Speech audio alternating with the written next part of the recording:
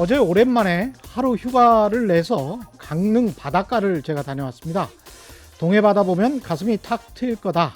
게다가 지난번 못 먹어본 짬뽕 맛 순두부를 이번에는 편안히 먹을 수 있겠다. 그렇게 생각했는데요. 가슴이 답답할 때는 산이나 바다.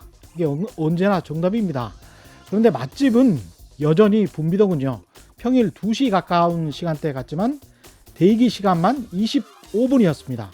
대략 100명 들어가는 두부집에서 한 테이블당 회전율이 10번은 될 것 같던데 손님 중에는 20대가 많았습니다.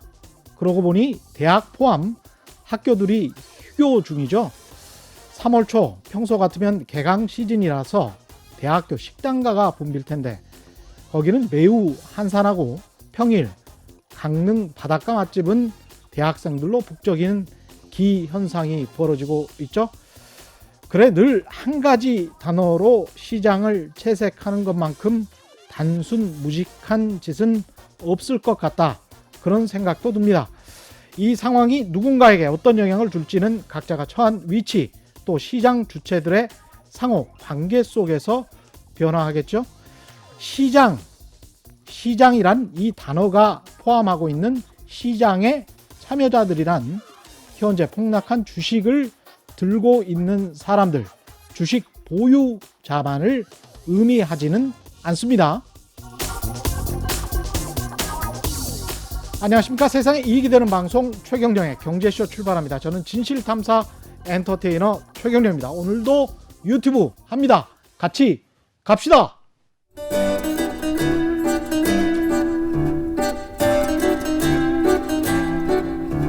얽히고 설킨 국제경제는 이분이 제일 잘합니다. 서울에서 지구를 바라보는 신환종의 세계경제 리포트. 네, 빠르게 변화하는 세계 경제 시장을 제대로 분석하는 세계 경제 리포트. NH투자증권의 신환종 FICC 리서치 센터장 나오셨습니다. 안녕하십니까? 안녕하세요. 예, 코로나19 엎친 데 덮친 격으로 유가까지 급락했습니다. 근데 코로나19하고 유가하고 이게 이번 유가 폭락하고 상관관계가 있었습니까? 어떻습니까? 그 바로 상관관계는 뭐 별로 없지만 예. 이런 거죠. 그 유가의 그러니까 에너지 소비가 지금 사람들 만나지도 못하고 행사도 못하고 출장도 못 가고 되니까 그렇죠. 현저히 줄어들 거다는 것 때문에 위기감을 실은 느꼈고요. 예. 이번 그 유가 폭락은 그 이제 감산 합의가 잘 안 됐는데 예. 그 전에 한 80년대부터 한 3번 정도가 있었는데요. 85년에 그때 있었고 그다음에 이제 2000년 이후에는 2008년 금융위기 때 예. 그때가 실은 수요가 줄어드는. 자, 근데 2014년 4년 말 15년 때는 그때도 있었는데 폭락이 있었는데 예. 그때는 공급 측에서 시울가스 때문에 셰일오일 때문에 저 혼내줘야겠다. 저 점유율 빼지면 안 되겠다라는 공급 측면. 예.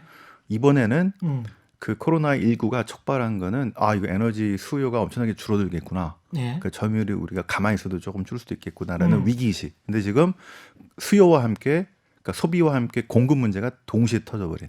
그렇죠. 그래서 그 두 개 때보다 실은 충격이 더 컸다라고 볼 수 있을 것 같습니다. 러시아하고 사우디아라비아가 감축에 합의를 못하고 오히려 사우디아라비아가 뭐 생산량을 늘리겠다. 네. 이렇게 나와버리면서 유가가 폭락을 한 건데 결과적으로 이제 유가가 폭락을 하면서 국제 증시도 완전히 폭락을 했습니다. 네. 예. 뭐 어제 미국 증시도 거의 뭐 7.5%, 뭐 신흥국의 뭐 어떤 나라들 10% 이상씩 폭락하는. 예. 그러니까 그 캐리 트레이드라고 이제 저기 선진국에서 저금리를 빌려다가 신흥국 고금리나 이런 거 투자했던 예. 또는 높은 주식 성장률 이런 것들을 기대했던 데들이 다 청산하게 되면서 어제 예. 와장창 다 터졌죠. 예. 예. 그게 이제 어제 한꺼번에 몰려왔다 이렇게 보여집니다. 그래서 이게 결국은 계속 폭락과 약간의 반등을 하는 롤러코스터장이 계속 이어질 것 같은 상황인 거는 맞죠? 그렇죠. 그러니까 예. 지금 같은 경우는 우리가 제가 지난번에 2주 전에 예. 이벤트 리스크라고 이제 말씀을 드렸죠. 사람들이 이런 그 이벤트 리스크에 너무 좀 나이브했다. 라고 말씀드렸는데 자세히 보시면 연초부터 계속 이벤트 리스크가 터집니다. 처음에는 이란하고 저기 미국하고 중동발 지정학적 리스크 예. 그게 한 1월 초중반에 있었다가 사라졌다가 들어갔죠. 그렇죠. 그다음에 1월 중반부터 이제 후반 2월에는 이제 그 코로나19 바이러스 문제가 중국, 한국 그다음에 확산. 예. 그죠? 자, 두 번째 이벤트 리스크. 세 번째 이벤트 리스크가 이제 유가 폭락. 왜 이벤트라고 했냐면 그 지난 3년 동안 감산 합의를 그래도 어느 정도 했거든요. 예. 그런데 그래서 사람들이 이번에도 어느 정도 하겠지라고 생각했는데 그게 안 해가지고 폭락한 거예요. 예. 그래서 이벤트 리스크가 계속 터지고 있습니다. 그래서 예기치 못한 그런 급락이 나와서 예. 지금 뭐 실은 다 터져버린 이런 상태인데 예. 이런 이벤트 리스크가 실은 되게 취약하죠. 우리 맨날 경제 분석으로 그렇죠. 이렇게 하다가 예. 이런 게 터져버리면 다 이제 손수무책으로 되는데요. 그렇죠. 이제 익숙해지셔야 됩니다. 더 계속해서 이런 이벤트 리스크는 많이 나올 수 있는데 지금 유가가 폭락해서 좋을 사람들은 자동차 드라이버들 정도밖에 없을 것 같고. 그렇죠. 그다음에 예. 기업도 실은 따져보면은 에너지로 돌아가는 것들이 많기 때문에 그렇죠. 그거는 도움이 되는데 예. 수요가 이게 안 받쳐주기 때문에 유가 하락은 항상 좋은 건 아닙니다. 그렇죠. 예, 예. 경기가 좀 회복되고 이럴 때 유가 하락이 도움이 되는 경우가 있는데요. 이렇게 수요 자체가 급락해 버리다 보면은 그다음에 이제 이게 유동성 위기로 전달될 가능성이 높은데요. 그렇게 되면은 오히려 경기가 상당히 둔화되는 상황으로 가는 거죠. 그러니까 유동성 위기라는 것은 유가가 하락함으로 해서 그동안 겨우겨우 생산하고 있었던 그 정크본드 수준의 원유 생산 업체들 그런 회사들은 직접적으로 타격을 받겠습니다. 네, 그러니까 이런 거죠. 이제 유동성 위기는요. 저희가 기업을 볼 때 투자하실 기업을 볼 때는요. 비즈니스 측면을 보고요. 또 재무 측면을 봅니다. 예. 그러니까 비즈니스는 평상대로 이렇게 뭐 한 1~2% 성장 이렇게 가능하게 되면은 예상되는 캐시플로우가 있기 때문에 수익성이 뭐 조금 올라가거나 조금 내려가는 정도 그친다. 그래서 뭐 연간 평균 한 5년 동안 2,000원씩 벌던 회사다. 그럼 거기서 플러스 마이너스 가감 이렇게 예상을 하는데요. 예. 지금처럼 큰 충격이 터지면은 그 연간으로 벌던 1,000억이 아니고 이게 갑자기 500억이 될지 막 300억이 될지가 가늠이 안 되잖아요. 그렇죠. 그러면 그만큼을 재무 활동에서 갖고 와야 되는데요. 차입을 만약 이게 계속 그 유지가 되려면 차입을 많이 해야 된다거나 그렇죠. 미리 준비를 안 해놨으면 그 빵꾸를 어떻게 근데 갑자기 돈 달라 그러면은 서로들 몰려들겠죠. 그러면은 금리가 튈 겁니다. 자, 기준금리는 내리는데 정부가 대출금리죠. 가상금리는 위로 팍 튀는 거죠. 특히 항해 기업들은 특히 신용도가 안 좋고 재무가 부채가 많거나 그렇죠. 자 이렇게 좀 위태위태했던 기업들은 안 주려고 하겠죠. 그래서 실은 전반적인 신용 경색이 시작이 된다고 이제 보여지는 겁니다. 예. 그런 것들을 지금 우려하는 단계, 지금 막 들어간 단계는 아니고요. 일단 우려하는 단계로 어제랑 지난주 말에 그 미국의 하이힐드 회사채 스프레드가 특히 에너지 업체들, 셰일 업체들 엄청나게 튀어버렸고요.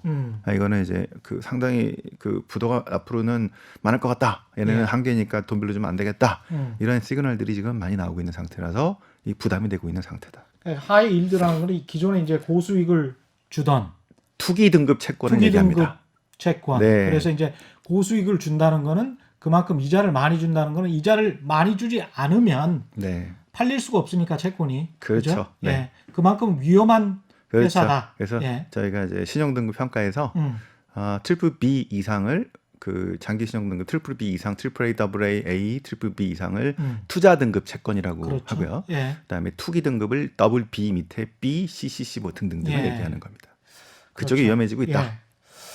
그래서 이게 지금 실물 경제도 상당히 안 좋을 것 같다. 이렇게 예상을 하고 주식 시장에 빠진 건데 네. 그 7% 정도 그다음에 이제 97년 이후에 서킷 브레이크 15분 동안 장이 딱 멈춰 서는 것 이거는 이제 처음이었다는 건데 그 정도로 과도하게 반응할 만큼 실물 경제가 앞으로 나쁠 것이냐 이게 과도하게 반응한 거냐 아니면 정상적으로 반응한 거냐 어떻게 보십니까? 시장은 저는 공정하다고 보고요.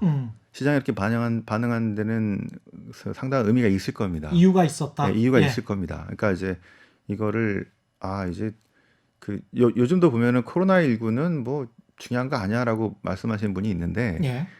지금 이제 이벤트가 생겼을 때 계속 나이브하게 했던 반응들이 계속 가는 겁니다. 그런 분들 얘기는 주가가 저번에 2,200, 300일 때도 그랬고요. 떨어져도 그러고 1,800가, 1,900가도 그러고. 예. 그러니까 그 이벤트 분석을 제대로 했어야 되는데 지금 문제는 그 이벤트 누구죠? 코로나19 바이러스 문제와 지금 유가 폭락 문제가 지금 겹쳐버렸던 건데 그렇죠. 그 지지난주에 저희가 이제 이게 우리나라 중국과 우리나라가 아니라 이제 일본을 넘어서 유럽으로 확산이 된다면 중동과 그래서 이란과 이태리를 집중적으로 얘기했잖아요. 그랬죠. 그런데 실은 그 다음 단계가 미국인데 그때는 아직 거기까지는 얘기 안 나와서 그랬는데 지금은 미국. 그죠? 미국은 어떻게 될 거냐? 사망자가 벌써 네. 26명이에요. 자, 그러니까 예. 이게 그 다음에 또 그 남반구는 조용할 예. 줄 알았죠. 예. 인도는 카레 먹으면 된다 그래가지고 괜찮은 줄 알았는데 지금 뭐 잔뜩 뭐 생겨가지고 지금 예. 거기도 불안합니다. 자, 이거 중남미도 마찬가지고요. 예. 그 시작은 뭐 이태리에서 시작될지 모르겠는데 이게 잘못하면 지역사회 감염으로 될지 이렇게 해가지고 지금 막 10%씩 떨어지고 난리가 났는데 전 세계 뭐 100곳이 넘는. 네, 그래서 그 이제 이벤트 분석할 때 제가 처음에 이게 사스랑 비슷한 거냐 아니야 그 이상 넘어갈 가능성이 높으니까 이제 조심해서 봐야 된다는 얘기를 이제 했었는데 그 다음에 문제는요. 이게 2월 초 1월 말 2월 초 사람들의 생각이 뭐냐면 1분기는 어렵다. 예. 그런데 중국이나 우리가 3월 안에 어느 정도 가닥을 잡고 지금 이제 확진자 좀 줄었잖아요. 예. 그다음에 중국도 줄고 이러니까 가닥 잡고 2분기부터 경기 부양하고 돈 풀고 이러면 반등한다 이렇게 예. 봤는데요. 예. 지금 보면은 어떻습니까? 지금 3월 이제 중반으로 가는데요. 4, 5, 6이 조용할까요? 지금 이태리가 아주 난리가 났는데요. 이제는 유럽과 미국이죠. 네, 예. 유럽은 이 사람과 자본의 교류를 막지 않기 때문에 이거 확산의 시간 문제라고 봅니다. 지금 프랑스도 시작이 됐죠. 유럽은 국경 통제를 지금 전혀 안 하고 있습니다. 네, 예. 독일도 마찬가지고요. 이게 지금 확산 속도가 무지하게 빨라집니다. 예. 우리가 겪었던 고통 정도가 될지는 모르겠습니다만 그 지역도 실은 이런 거를 경험하고 가야 되지 않나 싶고요. 자, 미국은 어떻습니까? 예. 처음에는 아니다 하다가 지금 점점 크루즈 문제까지 해서 확산되고 있죠. 예. 미국도 이 문제를 겪어야 되는 문제 지금 신흥국까지도 얼마나 갈지 모르겠는데 2분기에 조용할까요? 그래서 이렇게 폭락을 한 이유는 1분기만 내려갔고 2분기부터는 반등할 거야라는 나이브한 생각을 갖고 있다가 예. 아이고 2분기까지도 이거 심각하겠구나. 2분기까지도 어렵겠구나. 그래서 OECD가 3월 2일 날 경제 성장 전망들을 무지하게 내려버린 건데요. 예. 이게 지금 추가로 나오는 것들은 이거 2분기도 이제 물 건너갔다. 자, 그러면 3분기는 도쿄올림픽은 제대로 될까? 이거 혹시 도쿄올림픽 제대로 안 되면 뒤로 미뤄지거나 취소되고 그러면은 잘하면 3분기까지도 해결 안 되는 거 아니야? 자, 이런 불안감들이 튀어나오면서 시장이 한꺼번에 반영을 했다고 예. 생각을 합니다. 그러면 이게 지금 여기서 그치는 게 아니고요. 유럽과 미국의 확산이 더 많이 될 때, 예. 특히 저희 걱정은 이제 월가가 우리처럼 지금 우리나라 지금 자택근무도 하고 뭐 격일제로 나오고 뭐 난리가 났지 않습니까? 예. 월가 이렇게 되면 어떻게 될까요? 뉴욕이 지금 중요한데 월가 지금 준비하고 있습니다. 전 세계 돈이 몰려 있으니까 네, 거기에. 트레이더들도 지금 뭐 뉴저지나 딴 데로 보내기도 하고요. 나눠서 근무하는 거 연습하기도 하는데 지금 상황 제가 그래서 원래 지난주에 미국 출장 가기로 했었는데요. 사흘 전에 회사에서 이제 야 이거 상황이 이러니까 가지 말자라고 해가지고 그 레터를 보냈어요. 예. 보통 사흘 전에 미팅 취소하면은 되게 실례거든요. 예. 그런데 답변이 fully understand 한다. 그 다음에 suburb and see you. 살아남아서 살아서 보자. 예. 뭐 이렇게 얘기하더라고요. 예. 지들이 지금 걱정이 되는 예, 상황인데 그렇죠. 이제. 예. 아무튼 그래서 지금 그쪽도 지금 그래서 이게 여기서 치료제가 한 방에 개발이 돼가지고 급반등이 나온다면 모를까. 지금 이게 점차 확산되고 있고 치사율은 높지 않지만 전파 속도가 너무너무 빠르기 때문에. 그렇죠. 자, 그래서 이 코로나19 바이러스 문제가 실은 더 심각한데 거기서 유가 폭락의 문제가 겹쳐서 실은 문제가 생긴 거라고 볼 수 있겠는데요. 또는 이게 어떤 변명거리가 아니었을까 싶은 분석도 있어요. 그러니까 코로나19가 기존에 굉장히 돈을 많이 풀어서 저금리로 연장 또는 연명해 왔던 세계 경제가 그 폭락의 기회를 코로나19로 찾은 게 아닌가 그런 분석도 있는데 어떻게 보십니까? 그거는 예. 저런 겁니다. 이게 음. 저희가 이제 분석을 할 때 이렇게 하죠. 맷집을 분석을 하고요. 그러니까 투자하는 대상인 국가나 기업이나 예. 이 맷집이 트리플 A의 맷집을 갖고 있냐, 아니면 더블 B의 맷집을 아까 투기 등급의 예, 예, 맷집이냐 예. 이거냐. 근데 외부에서 오는 충격에 따라 다릅니다. 그죠? 이게 지금 예. 비싸도 외부에서 오는 충격이 음. 좀 밋밋한 거다. 한 뭐 별 하나짜리 정도. 음. 그러면 얼마든지 감내할 수 있어요. 그렇죠. 그런데 예. 별 2개, 3개 그다음에 이게 쓰나미다. 음. 이러면 실은 더블 B나 하이힐드뿐 아니라 트리플 B나 A 등급도 어려워질 수 있죠. 이게 실은 지난번에 그렇죠. 2008년 금융위기 때 예. A 등급 뭐 이런 데서 은행이 부도가 나면서 생겼던 엄청난 신용위기, 금융위기라고 할 수 있겠고요. 그때 뭐 모건 스탠리도 흔들렸지 맞습니다. 않습니까? 그래서 예. 저 자본 적정화 그랬는데요. 그래서 지금 중요한 거는 개별 국가나 개별 기업의 맷집도 중요한데 요 그 문제의 그 근원인 코로나19의 어떤 효과, 어떤 영향 얼마나 이게 큰 좀 문제냐. 그다음에 유가 폭락이죠. 자, 요 두 가지 그 이슈의 강도가 얼마나 세냐 이런 걸 봐야 되는데, 예. 자, 요 코로나19라는 전염병 이벤트는요, 사람들이 이게 익숙하지가 않아 그런데요. 이제 글로벌 차원에서 투자를 하신 분들은 조금 익숙한 면이 있어요. 익숙한 면이 있습니다. 왜냐하면 자연재해 또는 이런 이벤트 리스크, 지정학적 충돌 뭐 이런 것들 되게 익숙한 이유가 전 세계 투자를 하다 보면 예를 들어서 그 캘리포니아 아니구나 저 플로리다 남부 쪽에 발전사들이 회사채 발행을 많이 하거든요. 예. 근데 얘들이 밑에서 오는 허리케인 때문에 맞아. 아주 죽겠어요. 예. 자, 두들겨 많이 맞죠. 예. 중미 국가를 보시면 음. 다 만들어 놨는데 뭐가 와도 다 썰어갑니다. 예. 그래서 이것 때문에 유럽과 이쪽에 있는 그 재보험사들은 음. 여기 되게 민감하거든요. 그렇겠네요. 예, 그래서 제가 지난번에 그 10월에 작년 IMF 연차총회 갔다 와서 한 방송했지 않습니까? 그때 그들의 주제 중에 하나가 연차총회 그 워싱턴의 주제 중에 하나가 기후 변화가 더 심각해질 것 같은데 예. 중앙은행이 뭐를 준비해야 되느냐, 이게 되게 중요한 주제였습니다. 예. 우린 별로 와닿지 않죠.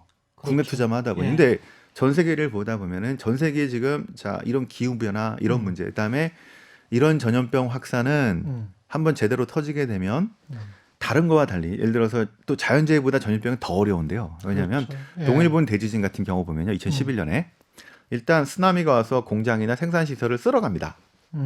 그죠? 자, 그러니까 이제 생산 시설에 문제가 생겨요. 그래서 예. 공급망에 문제가 생깁니다. 공급에 문제가 생겨요. 음. 자, 그래서 여기는 그 소비하는 수요보다는 공급 쪽의 문제입니다. 예. 자, 근데 보통 이런 자연재해는 일회성인 경우가 많아요. 한번 강타하고 그 다음에 연이어하는 건 아니죠. 그죠? 한번 그렇습니다. 강타하고 그 다음에는 이제 시차를 두고 이제 복구가 됩니다. 그렇죠. 정부가 특히 아베노믹스로 강력한 재정부연과 통화정책과 양적 완화 등등으로 해서 일본이 급반등하면서 주식이 더블 이상 갔던 게 자연재해 이후에 재정부양 이거 했던 거. 예. 그죠? 사람들이 이 케이스를 많이 생각하는데 전염병은 얘기가 좀 많이 틀립니다. 사스 같은 좀 간단한 걸 봐 그런데요. 예. 이게 지금 사스를 넘어섰죠. 음. 예전에는 저기 100년 전에 뭐 스페인 독감을 굳이 얘기하지 않더라도 예. 막 5천만 명이 죽고 막 이런 것들, 그때는 1차 세계대전 후기였기 때문에 되게 헷갈리는 지표가 많습니다. 이게 죽은 사람이 감기 때문에 죽었는지 저기 그 전쟁으로 죽었는지도 모르겠고 그렇죠. 경제 영향도 알 수가 없는데, 예. 자 뒤에 보니까 1957년에 이제 아시아 독감이 있었는데요. 그때도 한 100만 명 실은 죽었고요. 예. 75년도 아니 67년도쯤에도 홍콩 독감이 있어가지고 예. 그때도 70만 명 정도가 죽었다고 합니다. 전 세계적으로. 자, 예. 근데 이제 이렇게 되는데 이런 그 전염병은요, 생산 시설은 건드리지 않아요. 공장은 그대로 있습니다. 근데 문제는 인적 자본이 훼손돼서 사람이 죽거나 병들거나 해서 공장을 못 오게 만들어요. 예. 공장이 돌아가질 않습니다. 그래서 자연재해와 마찬가지로 공급망에 문제가 생겨요. 예. 그죠? 자, 공급 충격이, 그래서 처음에 우리가 중국 때문에 공급 충격이 생기겠다라고 봤던 겁니다. 그런데 여기 더 문제는 이게 확산이 되니까 어떻게 해요? 만나지도 말고 집에만 있고 행사 다 취소하고, 자, 무슨 운동 경기 다 무관중으로 하고 하다 보니까 소비가 엄청나게 충격을 받습니다. 그렇죠. 예, 말씀드린 공급과 함께 수요가 동시 충격을 받는 이런 거를 그 전에 비교할 만 본 적이 없는 거예요. 그렇죠. 그죠? 기간도 굉장히 그죠? 길고. 그러니까 이게 야 이거 사스 충격을 넘어선다면은 지금 소비 이게 더 커지겠네라고 실은 그런 것들이 마구 이제 나오기 시작했던 게 실은 이제 2월 한 초중반인데 사람들이 좀 간과했죠. 자 그래서 이제 이런 것들이 주로 이제 채권처럼 시장을 조금 그래도 좀 걱정하는 눈으로 보는 사람들은 이런 것들을 많이 생각하면서 가는데 그 이제 위험자산 쪽을 좋아하시는 분들은 별로 이게 잘 이제 와닿지가 않았던 그런 상황이 2월 초 중반에 있었던 것 같습니다. 예. 근데 이제 이렇게 되니까 지금 중국과 한국을 넘어서 이제 자 유럽까지 미국까지 작년 말에요. 그때 저희가 12월 4일인가요? 그때 방송 2020년 전망할 때 지금 저 미중 무역 전쟁, 보호무역주의 등등 때문에 글로벌 교육이 잘 안 되는데 그래서 교육이 엄청나게 줄었는데 이게 반등하기 어려운 상황에서 각국이 수출이 제대로 안 되니까 수출도 급락했고 예. GDP 기여도에서 이제 수출이 급락을 했는데요. 그러면은 기업들이 자 수출이 잘 안 되고 교육이 잘 안 되는데 과연 투자를 많이 할 거냐? 그게 잘 안 될 것 같다라고 저희 봤고요. 그다음에 그런데 그 사람들이 올해 경제 전망을 그래도 견조하게 좀 보면서 기대를 좀 했던 거는 소순환으로 요 투자가 좀 반등하는 것도 있었습니다만 제일 중요한 건 소비였었어요. 예. 전 세계 실업률이 너무너무 낮아서 미국도 낮고 유럽도 엄청나게 낮고 우리도 그렇지 않습니까? 그래서 소비가 견조하니까 버텨줄 거다라고 생각했습니다. 그럼 미국도 GDP에서 소비가 차지하는 비중이 매우 높은 나라고요. 70%나 그렇죠. 되는 나라니까. 그렇죠. 그런 생각 때문에 유럽 더 크죠. 예. 그래서 근데 그 소비가 지금 방금 말씀하신 이 문제로 엄청나게 충격을 받을 거다라는 겁니다. 그렇죠. 자, 특히 음. 유럽은 수출보다는 실은 내수 소비가 그게 이제 프랑스나 이런 나라들인데요. 관광도 안 돼. 집에만 있으라 그래. 자, 관중도 없어 이제. 예. 이제 앞으로 엄청나게 떨어질 게 뻔히 보이지 않습니까? 근데 이게 정말 미국으로 간다면 그런 공포가 지금 퍼지게 되면서 어제와 지난 몇 주 전부터 이런 폭락이 그 코로나19 사태가 그래서 이게 해결될 거야라고 이렇게 좀 날먹여 보면 안 되는 이런 예. 문제였고요. 이게 앞으로 지금 더 나올 뉴스들이 있겠죠. 유럽이 좀 더 심각하더라. 그다음에 미국도 지금보다 더 심각해서 이제 지금은 아직 어떻게 보면은 초기 상태인 것 같죠. 예. 이런 게 나와서 2분기도 아니고 이제 정말 3분기까지도 그러면 올해 완전히 이제 상당히 어렵겠죠. 그렇게 생각해 보니까 이탈리아도 이제 북부 도시들을 봉쇄했다가 자국 전체에 관해서 사실상 좀 움직이지 말아라 이런 식의 아주 극단적인 조치를 취하게 됐는데 국경 통제를 하지 않고 있는 EU 국가들이 야, 이 상황이 더 이상 방치할 수가 없다라고 해서 국경 통제를 시작하게 되고 입국 금지를 하게 된다면 그러면 정말 네, 심각한 문제가 되겠네요. 그거와 함께 예. 이제 또 문제가 또 하나 있습니다. 이제 전염병 같은 이벤트 리스크는요. 아까 말씀드렸던 이제 그 자체의 문제도 있고 그다음에 경제적인 충격도 있지만 정치 사회적인 파장도 되게 또 중요하게 볼 필요가 있습니다. 예. 이태리가요. 지금 보시면은 몇 년 동안 무지하게 혼란스러웠잖아요. 그랬죠. 주로 예. 동맹당이었습니다. 자, 그러니까 유럽 연합과 사이가 안 좋아지면서 실은 뭐 나가자 할 수도 있고 뭐 이런 사람들이 자 지금 어쨌든 오송운동과 민주당 해서 좀 완화시켜 놨는데 재정도 가장 취약한 나라잖아요. 맞습니다. 예. 지금 음. 상황이 이렇게 되니까 이 정부 이 연정이 붕괴하게 될 가능성이 지금 되게 높고요. 재정 지금 못 맞춥니다 퀴즈. 그러면 예. 이제 더 쓰게 되고 유럽과의 갈등이 많아지고 다면서 다시 옛날처럼 유럽 연합과 상황이 나빠지면서 또 나갈 수도 있고 자 이게 전염병의 문제는 과거에도 그랬던 것처럼 실은 나라가 망했잖아요. 예. 전염병이 이렇게 나면 그죠? 이런 것처럼 이게 정치에 상당히 부담을 주는 문제들입니다. 어떤 그렇죠. 선거가 있는 나라는 예. 정권이 바뀔 수도 있어요. 그러니까 이게 되게 중요한 문제인데 이런 문제에서 자, 미국은 어떻게 반영할 거고, 자, 이태리는 어떻게 반영할 거고, 근데 지금 저희가 보기에는 이태리가 되게 심각합니다. 그래서 예. 이태리가 그동안 있었던 정치 사회적인 혼란의 문제가 튀어나올 가능성이 높아서 유럽의 지정학적 혼란 문제가 다시 튀어나올 가능성이 있겠고요. 자, 더 중요한 거는 이란입니다. 이란. 잠깐만, 이란 말씀하기 전에 네. 이탈리아 같은 경우에 지금 현재 상황도 독일이나 국채가 오히려 이제 국채 가격이 올라가고 이게 지금 똑같은 지금 말씀하신 상황이지 맞습니다. 않습니까? 네, 어제부터 튀었어요. 예. 그다음에 이제 남부 유럽 쪽으로 가서 그쪽 나라들 특히 이탈리아 같은 경우는 국채가 가격이 떨어지고 수익률이 높아지고 뭐 이런 상황이 굉장히 위험하게 본다는 것이고 이걸 그렇게 돼서 정말 워스트한 케이스에 안 좋은 상황에서 이탈리아 같은 나라들, 그리스 같은 나라들이 또 한 번 경제적인 위기를 갖게 되고 야 모르겠다 나는 이제 빚 갚기 힘들다 이렇게 나오게 될 수 있는 상황도 예상하십니까? 그리고 만약에 그렇게 된다면 어떻게 되는 건가요? 그 바로 그 아직은 연정이 좀 유지되고 있는데 예. 연정이 힘이 느슨해지면서 예, 동맹당을 배제시켜 놨는데 동맹당이 원래 1등이었거든요. 음. 배제시켜 놓고 나머지 연장들이 연정을 했는데 이게 붕괴되면은 다시 동맹당이 등장하고 파퓰리즘 정책으로 인해서 예, 유럽 연합이 원하는 룰을 지키지 못하면서 그렇죠. 갈등이 심화되면서 예, 자 바로 나가긴 어렵겠지만 나간다 음. 이렇게 되면서 문제가 심화되는 예, 자 유로존은 통합으로 갈 때 잘 되고요 음. 이렇게 분란이 날 때는 잘 안 됩니다. 음. 예. 그러니까 이게 지금 자 유럽 이태리뿐만 아니라요 각 나라들이 극우파들 파퓰리스트 정당들과 극우파들이 득세할 겁니다. 들어오지 말라고. 아, 근데 이 와중에 터키가 시리아 난민 규제를 벽을 풀어버려 가지고 유럽으로 지금 보내기 시작했어요.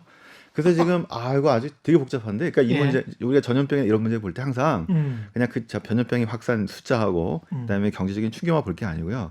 정치 사회적인 파장까지 미쳐야 되는데 이게 지금 그렇죠. 아주 복잡하게 그 기존에 눌렀던 문제를 다시 부각시키면서 음. 정치적 지정학적인 아주 복잡하게 지금 이어지고 있어서 그걸 잘 보실 필요가 있습니다. 이것들이 나중에 가격에 또 영향을 미치기 때문에 그래요. 그렇죠. 예. 예. 또 모든 제일 가격이- 안 좋은 데가 제일 이란입니다. 그렇죠. 예, 그래서 이제 이란 이야기를 다시 한번 해보자면 네. 이란 같은 경우에는 그러니까 이탈리아도 중국이랑 사실은 교역이 밀접한 나라였고 중국인들이 또 이탈리아 북부에도 꽤 많이 살고 있었고 이란도 사실은 중국이랑 굉장히 또 밀접한 나라 중에 하나였잖아요. 맞습니다. 이게 예. 이란이 지금 제재를 받았기 때문에 예. 그 제재 받고 나서 석유 수출도 거의 중국한테만 했고요. 그래서 중국의 거의 의존도가 높았는데 이제 문제는 이란이 지금 문제가 되게 많았던 상황인 겁니다. 예. 코로나19 들어오기 전부터도 일단 미국과 사이가 나빠져서 제재를 받고 있었죠.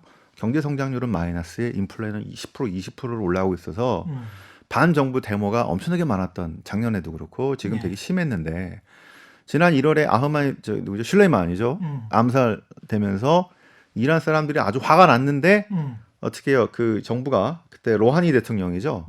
미군 기지 공격한 게 아니라 약간 비껴나가는 식으로 하면서 예. 자, 잘 어느 정도 마무리를 하면서 바로 첫 번째 이벤트가 내려갔는데요. 예. 로하니 대통령은 개혁파입니다. 개혁파. 네. 그러니까 뭐냐?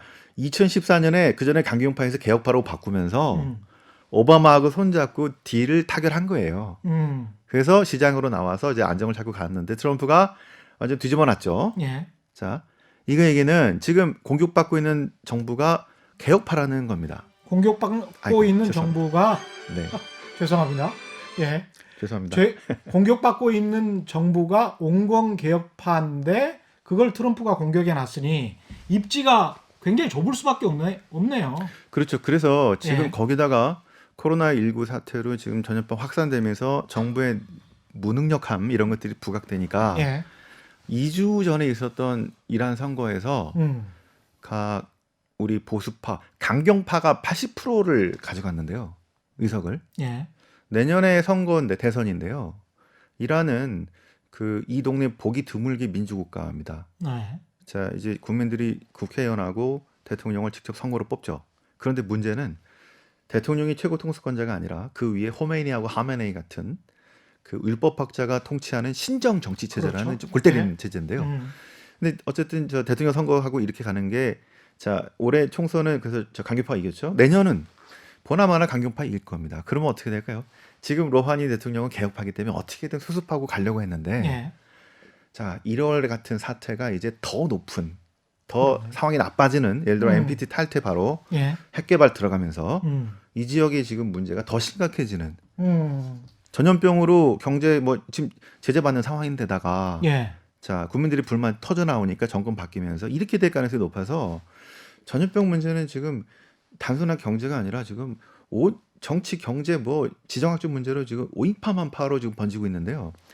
중동 지역은 이게 아랍의 보험도 2010년에 보시면 식료품 때문에 문제가 생겼잖아요. 예.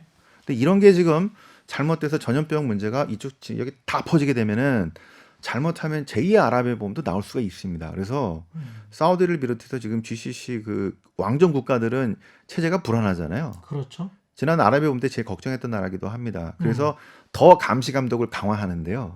그래서 그때는 잘 버텼는데 이번에 만약에 혹시 이런 게 또 나오게 되면은 제2의 아랍의 봄이 나올 수도 있기 때문에 여기 사활을 걸고 있는 거죠. 그래서 다 통제해 버리는 겁니다. 특히 사우디는 지난 2015년에 메르스 사태를 경험했기 때문에 예.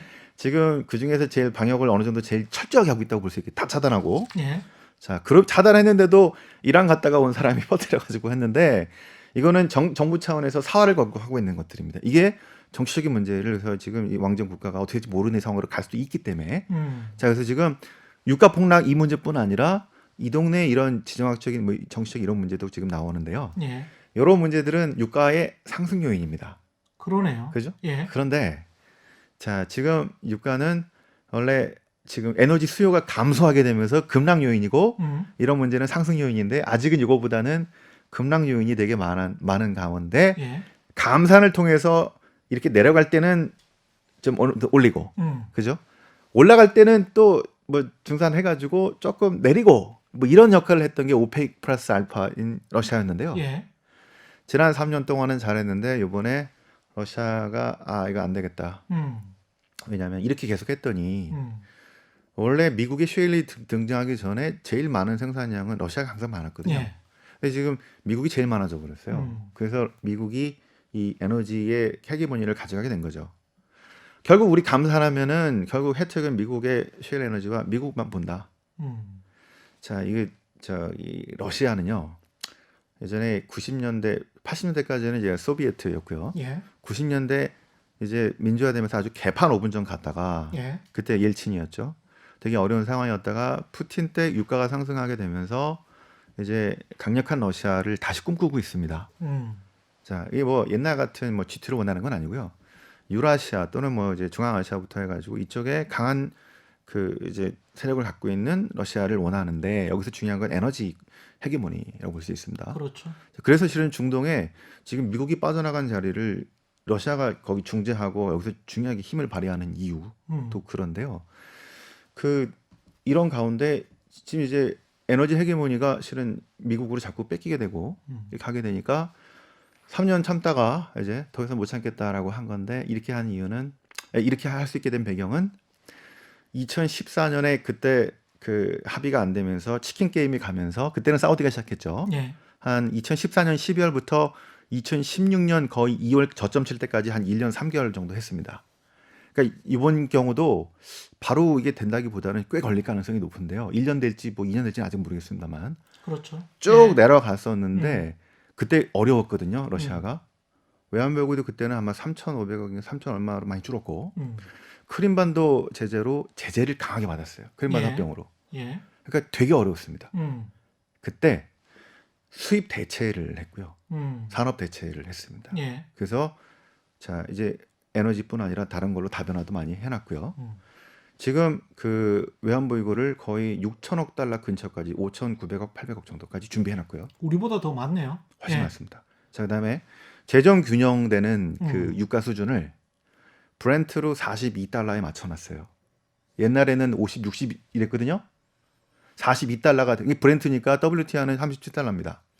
그러니까 사우디아라비아야 뭐 원유 생산 단가가 가장 낮은 나라로 유명하고 네. 결국 러시아도 사우디아라비아도 이렇게 떨어뜨려서 미국의 쉐일 컴퍼니들을 좀 죽여놔야 장기적으로 본인들한테 도움이 되는 것 아닌가라는 그런 계산이 깔려 있을 수도 있겠습니다. 네, 그래서 지금 예. 러시아가 이게 싸움에 붙었을 때 30달러 계속 가거나 뭐 26달러 돼서 어느 정도 버틸 힘이 있다는 겁니다. 예. 네. 그래서 자 그다음에 사우디도 뭐 생산 잠깐 원래 재정 균형은 좀 높긴 한데요.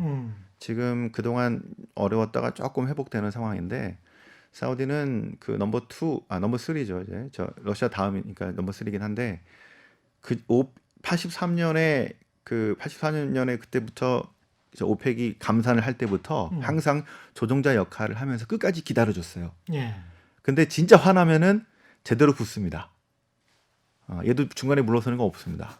이게 이 83년에 보여줬던 83년까지 85년에 정말 화가 나서 이제는 치킨 게임 갈 때까지 2년 동안 저기 1,000만 배럴 생산하다가 320만 배럴 내려갈 때까지 참아줬거든요. 도저히 못 참겠다. 다 치팅하고 다 뻥치고 잠산 안 하고 해가지고 제대로 하자 그래가지고 다시 그 생산력 증가시키면서 치킨 게임으로 아주 엉망으로 만들어버렸던 게 사우디였는데요. 예. 결국 사우디 살아남은 거죠. 예. 자, 그 다음에도 그렇게 할 수 있는 힘이 있기 때문에 지금 둘이 만나서 화해를 해서 좀 타협하면 좋을 텐데 이게 지금 바로 만나서 타협하기가 지금 쉽지 않은 상황. 그런데 또 중동에서 또 원유를 두 번째로 많이 생산하나요? 이란이? 네. 이란 같은 경우에 이런 상황이면 미국 입장에서는 이란에서 그 더 강경한 정권이 들어와서 이걸 또 한번 공격할 수 있는 기회가 이란은 수출을 되는 게? 못하기 때문에 예. 제재를 받고 있기 때문에 중국밖에는 지금 거의 못합니다. 그래서 그렇군요. 이란에 있는 지정학적인 갈등의 좀 이슈 보시면 될 것 같고요. 그 생산량 쿼터에는 별로 영향 크지 못한다 이렇게 보시면 됩니다. 알겠습니다. 이게 참 복잡하게 얽히고 설켜 있네요. 네. 예, 이걸 좀 시간적으로 그러면 또 한번 봐보자면 이게 지금 우리가 다른 나라들을 좀 봤으니까 위험한 나라들을 네. 시간적으로 보면 2008년 금융위기 때랑 이제 비교를 하기 시작하는데요. 언론들이 전반적으로 봤을 때는 그때보다는 좀 못한 것 같다. 특히 이제 한국 기업들은 도산하겠지만 금융기관으로의 그 위험성의 전이는 될 것 같지는 않다. 이런 분석들이 많던데 어떻게 생각하십니까? 네. 그래서 지난 방송 때도 이제 그 얘기를 드렸는데요. 예. 그 지금이 여러분들이 이제 그 투자 판단을 하실 때 2008년 금융위기랑 비슷한 상황이냐 아니면 그때랑 뭐가 다르냐 요거 잘 보시면 좋은데요. 아까 말씀드렸던 하이힐드 채권, 투기 등급 채권 부도율 많이 보셔야 되는 게 예. 요게 중요한 게 하나 있고요. 그다음에 트리플 B급 채권의 상황 예. 이 또 중요합니다. 세 번째는 뱅킹, 은행의 상황이 중요합니다. 그렇죠. 왜냐하면 지난 그 2008년 금융위기 때 그 이제 우리나라에서 제일 취약했던 게 요 바로 크레딧 시장이어서 제가 그때 그쪽 전문이어가지고 증권회사 선택 말씀드렸던 이유가 매크로 문제가 아니고요. 지금 이제 매크로에다가 지금 이제 문제는 신용 시장으로 갑니다. 그래서 그렇죠. 크레딧 시장이 중요한데 지금 이제 하이힐드 시장이 문제냐 그리고 다 문제냐. 자, 이거는 그 하이힐드 쪽에 에너지 섹터, 그러니까 이제 뭐 셰일 업체들. 예. 그래서 그동안 이제 이 회사채 아주 금리 높게 발행해가지고 아주 연명을 하면서 살았던 업체들 하이힐드 채권 시장의 한 11% 정도 차지하는 것 같습니다. 한 1,000억 달러 정도 되는데요. 예. 한 120조 될 겁니다. 근데 이게 만기가 쫙 몰려 있는 게 아니라 이게 좀 퍼져 있어가지고 자, 이 기업들의 많은 부분들은 도산할 것 같아요. 부선할 것 같습니다. 예. 아마 2분기, 3분기 그거를 원하는 것 같기도 하고요. 지난번에 2014년에서 16년 초까지 20달러 내려갈 때까지 그래서 견디다 못한 그 미국의 셰일 업체들이 부도가 많이 났어요. 예. 그리고 나서는 반등하기 시작했습니다. 그렇죠. 예. 그러니까 실은 이제 부도가 좀 낮아야 돼요. 미국의 셰일 업체들. 예. 자, 그런 거 있을 수 있는 것 같아요. 다른 하이힐드 섹터들은 어떨까요? 예를 들어 뭐 무슨 IT 회사니 또는 뭐 철도 회사니 다른 섹터들은요 그 정도로 나쁘진 않아요.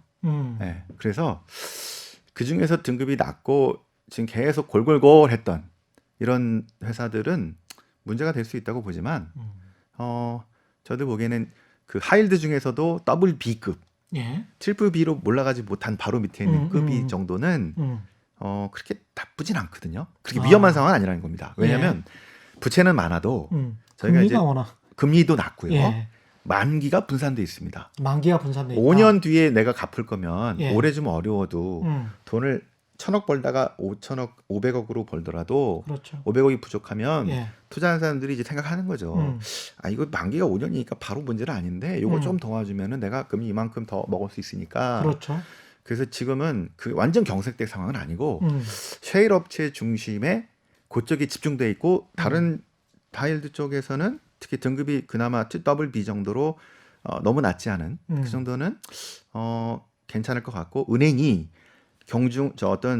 판단을 해서 지원을 충분히 할 수 있다. 예. 여기서 중요한 게 실은 은행이 중요한 겁니다. 그렇죠. 지난 2008년에는요 리만 브러더스가 이제 파산했고요. 베어스턴스가 JP 모건으로 인수됐고 메릴 린치가 BOA로 인수됐죠. 그래서 그때 그런 문제가 생기면서 은행 간 신용이 엄청나게 경색이 되면서 내가 은행이 죽겠는데 더블 B고 B고 볼 게 뭐가 있어? 그래서 다 팔아버린 겁니다. 지금은 은행이 괜찮기 때문에 선별적으로 부도낸다는 거죠. 예. 그러니까 더블 B에 괜찮은 거 오케이. 근데 B, CC에서 이게 셰일 업체고 얘는 안 될 것 같아. 아웃. 자, 이렇게 옥석을 가릴 수 있는 힘이 있기 때문에 지금은 아마 셰일 업체와 마이닝 이렇게 그 원자재 관련되는 업체에 집중적으로 부도가 나면서 그래서 아마 금리는 스프레드죠. 신용 스프레드는 2016년에 거의 한 800bp까지 갔고 실제 금리는 하이힐드 채권 금리가 10%까지도 갔었거든요. 예. 이번에도 비슷하게는 갈 수 있겠는데요. 그때도 2008년과 같은 그런 금융위기까지는 아니었어요. 네, 그래서 요번에 지난 2014, 15, 16 때 나왔던 에너지 업체 부도와 하이힐드 채권의 금리가 10%까지 가는 또는 좀 더 갈 수 있겠습니다만 이게 셰일 업체 쪽에 집중되는 그런 게 나올 것 같다는 게 있고요. 많은 분들이 트리플 B 시장을 걱정하십니다. 왜냐하면 미국 회사채 한 8조 달러, 8, 9조 되는데요. 50% 아니 한 그죠. 3.3조 달러가 거의 4, 50%가 그 트리플 B에 있어요. 야, 8조 달러의 회사채 시장 중에 7, 8조 중에 거의 3.3조니까 한 40 어느 되겠죠. 예. 자, 그래서 이게 되게 커졌거든요. 예. 그래서 이제 매크로 하시는 분이 이거 걱정을 많이 하십니다. 근데 우리나라의 문제가 이제 이거 걱정만 하고 트리플 B를 잘 모르세요. 그게 문제입니다. 이제 매크로 하시는 분들은 매크로만 하다 보니까 개별 기업을 분석을 못 하죠. 그렇죠. 개별 기업 분석을 이제 아마 국내에서 저희만 하는데요. 왜냐하면 회사채 투자 한 10년 정도 하면서 우리가 외부에서 이 자료를 얻기는 어려운데 저희들이 깨알 자랑. 예. 그게 왜냐하면 외부에 자료가 없기 때문에 사람들이 예. 모르시는데 저희가 이제 이거 펀드 매니저 어떤 기관과 계약을 맺고 하는 거라서 공개가 안 되는 거예요. 기관들에게만 보고서를 제출하는. 네, 유료로 하기 때문에. 예. 근데 이제 그 저희들 매년 보면요, 트리플 B 기업이 어딘가를 보시면 돼요. 스타벅스가 트리플 B입니다. 에이? 예. 그다음에 보잉도 트리플 B고요. 그다음에 스타벅스가 그렇게 등등. 부채가 많았어요? 예. 그러니까 왜 그러냐면, 예. 그러니까 이제 트리플 B가 많아진 거는 저희가 이제 펀더멘탈 분석을 해보면요, 이게 좀 안 좋은 것도 있고 좋은 것도 있는데 그 보면은요, 이게 실은 올라갈 수 있어요. 펀더멘탈이 좋아진 것도 있고 올라갈 수 있는데 등급이 바이백을 하는 겁니다. 회사채 발행 무지하게 해가지고 예. 부채 일으켜가지고 바이백 해가지고 주가를 부양했던 겁니다. 그렇군요. 근데 이거는 예. 그러니까 배당도 많이 준 거죠. 아. 쓸데없이 이게 재무정책이라고 하거든요. 예. 이렇게 되면은 주주 친화적인 거잖아요. 그렇죠. 채권자 친화적인 게 아니에요. 엄청나게 확장 그래서 정책, 성장 정책으로 가는 트리플 B로 거구나. 준 데가 많아요. 예. 그런데 그래서 이게 덩치 커진 건데 이게 잠깐만요. 그러면 그 참고 삼아서 삼성전자 같은 경우에 지금 거의 트리플 A 가까이 글로벌리는 아마 A 플러스나 A 제가 못 봤는데 더블 A 마이너나 A 플러스 정도 할 겁니다. 더블 A 마이너 정도 될 것 같은데. 더블 A 그쵸? 마이너나 A 플러스 정도 되겠죠. A가 두 개인데 하나가 네. 이제 A 마이너, 네. 더블 A 마이너. 그 예. 삼성전자는 회사채를 발행할 필요가 별로 없으니까. 예. 그런데 이제 우리나라 그 이제 현대차나 뭐 포스코나 등등이 A 마이너하고 트리플 B 플러스 역시는 왔다 갔다 합니다. 아, 그래요? 우리나라 등급하고는 좀 틀려요. 우리나라에서 더블 A가 그 바로 매핑은 안 되겠지만 글로벌리는 트리플 B 이렇게 많이 보니까. 예. 그런데 아무튼 그다음에 보잉이 있고요. 예. 그다음에 제너럴 일렉트릭이 있습니다. 한때 트리플 A였던 애가 내려가긴 했는데 그렇군요. 이 상황을 보면 예. 지금 그렇게 타격을 그러니까 영업에서 타격을 받아도 이 신뢰도와 이 사이즈와 그다음에 만기 분산이 있어요. 그러네요. 채권을 20년, 30년 이렇게 해놨거든요. 만기를. 그래서 예. 저희들이 중요하게 보는 게 이제 부채 비율도 있지만 만기 분산 등을 감안한 유동성 문제를 봤을 때 지금 그 정도까지는 아니고 특히 은행이 개인적 펀드하게 지켜준다면 관계가 계속될 가능성이 높거든요. 그래서 트리플 B가 사이즈는 많은데 부채가 많은 건 맞아요. 예. 그런데 이게 실은 이제 펀더멘털이 2008년이나 그때처럼 막 취약하고 이런 상황이냐? 아이 그 정도까지는 아닌 것 같다라고 판단하는 겁니다. 만약에 트리플 B 시장이 급격하게 나빠진다. 예. 이렇게 되면 좀 바뀔 수 있는데요. 그래서 하나하나 기업들을 잘 보셔야 돼요. 그래야 될 것 같습니다. 예. 보잉사나 이렇게 덩치 큰 회사들은 항공산업이 힘들어지고 그 전부터 뭐 안 좋았지만 항공기 한 대를 파는데 굉장히 많은 기간이 필요하고 또 돈이 회수되는데 또 기간이 필요한데 스타벅스 같이 어떻게 보면 이제 매달 현금으로 장사하는 것 같은 그런 기업도 트리플 B라는 게 그만큼 많이 끌어다 당겨서 썼군요. 네, 그래서 예. 이제 지금 회사채 시장은 특히나 은행들이 과거에 비해서 상당히 그 이제 2008년 금융위기 이후에 너무너무 타이트해졌거든요. 예. 지금 우리나라 은행만 보더라도 누가 위험하다고 할 수 있겠습니까? 자, 그렇죠. 예. 특히 이제 연체율도 앞으로 낮고. 은행 이런 거 보실 때는요. 예. 도이치뱅크 위험하다는 얘기 맨날 나올 텐데 지금 예. 아직 그 정도까지는 아닌데 음. 보실 때 이렇게 보시면 됩니다. 은행들의 자산 건전성 문제 생긴다 이런 뉴스 보시고 그다음에 바로 주가인 수익성에 영향을 줍니다. 그렇죠. 그다음에 자본 적정성, 자본을 까먹느냐. 예. 그래서 자본이 완전 다 까먹을 정도냐. 지난번 리만은 이랬고 그랬죠. 그래서 마지막에 유동성. 예. 자, 그래서 그 RP라고 하죠. 음. 다른 은행들이나 다른 금융기관들이 리만하고 거래를 끊어서 얘가 파산한 거예요. 예. 그러니까 이 순서대로 가거든요. 그러니까 요거를 그대로 지금 은행들한테 대입을 한번 해보시면 예. 어떤 회사들은 자산이 좀 안 좋긴 해도 예. 그 수익성이 좀 안 좋아서 주가 좀 떨어지더라도 음. 자본 적정성이 지금 뭐 자본 비율이 막 13% 그동안 너무너무 쬐가지고 타이트해져가지고 그렇죠. 예. 그다음에 이제 유동성은 풍부하게 해놨어요. 예. 그다음에 연준이 또 도와주고 그래서 이게 저기 2008년 금융위기 때랑 지금이 어떻게 다른지 특히 뱅킹을 중심으로 보시면은 그 정도까지는 아닐 것이다. 그러면 요번에 위기는 아마 그래서 이제 금융위기가 아니더라도 혼란이죠. 블랙 먼데이가 나올 수도 있고 자 주가는 엄청나게 떨어질 수도 있고 자 뭐 등등이 될 수 있습니다. 그리고 실물이 영향을 미칠 수가 있죠. 그런데 이제 마지막으로 좀 정리를 해보자면 한국도 마찬가지로 금융위기 상황까지는 절대 가지 않을 것이다라고 생각을 하시는 거죠. 네, 그 정도까지는 단기적으로. 아니다. 예. 네. 그래서 신용경색이랄지 금융위기로까지는 가지 않는다. 왜냐하면 은행이 튼튼하니까. 신용경색은 갈 수 있어도 예. 2008년 같은 그런 상황은 아니다. 예. 네. 그런데 이거를 거꾸로 이야기를 하면 실물 경제는 큰 타격을 받는다고 하셨잖아요. 그때 네.